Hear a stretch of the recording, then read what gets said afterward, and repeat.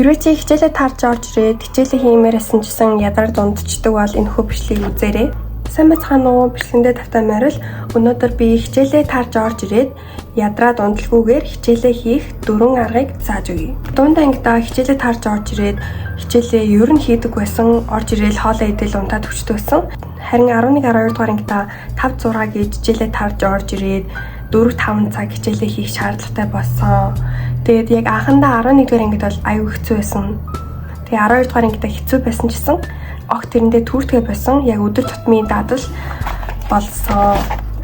За эхний арга нь болохоор яг жишээлбэл 5 гэж хичээлээ тарж орж ирлээ шүү дээ. Тэнгүүл за би 6 цагаас эхлээд хичээлээ хийн гэхгүйгээр хичээл хизээ хийх дуусах ёстой тэр цагаа тодорхойлчих юм бол хичээл хийхэд илүү амар байдаг.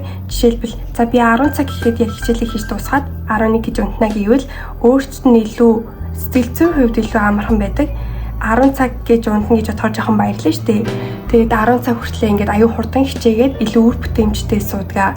Хэрвээ 10 цагтаа дуусаагүй бол маргааш өглөө нэр тосоод үдсэн тэр жоохон даалгавраа хийгээд дуусчихад аюу амар байдаг.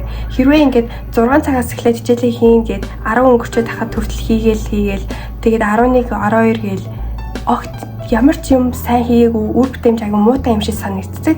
Тэгээ өглөө босоод хийгсэн чсэн ядрын штэ мэдээж. Тийм болохоор дуусах цагаа тодорхойлоод хэрвээ дуусаагүй бол тэрийг өглөө эрт босоод хийжүүл илүү амар юм билий. За хоёр дахь арга болохоор их зүйлийг бага цагт дуусгах. Их зүйлийг бага цагт дуусгах гэдэгт хамгийн том нөлөөлж болох зүйл нь анхаарал төвлөрөлт. Анхаарлаа сайн төвлөрүүлэхийн тулд усаа сайн авах хэрэгтэй. Дараа нь уцаа нуух хэрэгтэй. Уцаа ингээд зөвхөн дотроо ч юм уу галтаагааны өрөөндөө эсвэл том өрөөндөө нуучих хэрэгтэй. Яг компьютер дээрээ ингээд хэрэгтэй мэдээлэлээ хайж болно шүү дээ. Тийм болохоор компьютераас хараад уцаа бүр нуугаад хийжүүл анхаарал төвлөрөлт илүү амар байдаг. Дээрэс нь эхний 20 минут аягүй чухал байдаг. Тийм болохоор ямар нэгэн цаг тавих ч юм уу жижигхэн тийм таймер байдаг шүү дээ. Тэрийг хэрэглээд эхний 20 минут юу ч тоохгүй зүгээр л хичээлээ хийхэд дараагийн 3-4 цаг ч юм уу 1-2 цаг шууд аюу хурдан дуусчдаг анхаарлыг тэр төвлөрснөөр.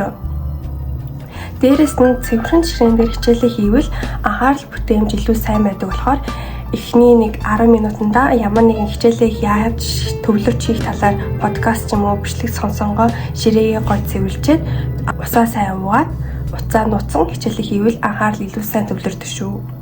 3 дахь арга болохоор хаана хичээлээ хийж чаддаг тэр газраа олох. Жишээлбэл шалгалт ингээд 2 хоногийн дараа ч юм уу 3 хоногийн дараа дөхөөд ирсэн гэж бодъё. Тэнгүүд чи гэртээ хийж чадахгүй орон харагдаад ах юм бол гэрээсээ гараад явчих хэрэгтэй.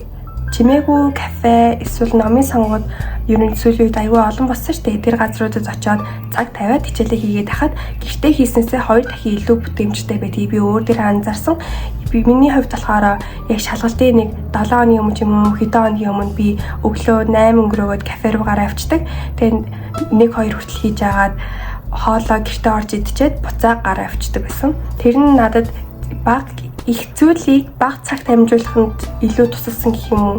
Гэхдээ энэ арга нь болохоор урт хугацаанд бол дими яг туссан үед яг өдөржингөө яг юу баха штэ хичээл хийх тиймэрхүү үедээ хэрэглээрээ. Тэрнээс ч гэртээ уулын хичээлээ хийгээд суугаад ах чинь бид ч амар санхүүгийн хувьд ч амар штэ өдөр болгон кофе шоп ороод мөнгө өрөөд ах шаардлагагүй. Дөрөв дэх арга болохоор хийх ёстой зүйлүүдийн жагсаалтыг гаргана. Миний хувьд болохоор би 7 хоногийн сүүлийн өдрүүдэд дараа 7 хоногт хийж шалгуулах ёстой зүйлүүдээ ингээ бүгдийн жагсаагаа бичдэг байсан. Тэгээ нэгдэг өдрөөс ч юм уу тэр өдрөөсөө эхлээд хийх ёстой зүйлүүдээ эхнээс нь хийгээл хийцэн бол тэрийгээ дараа л яваад байдаг.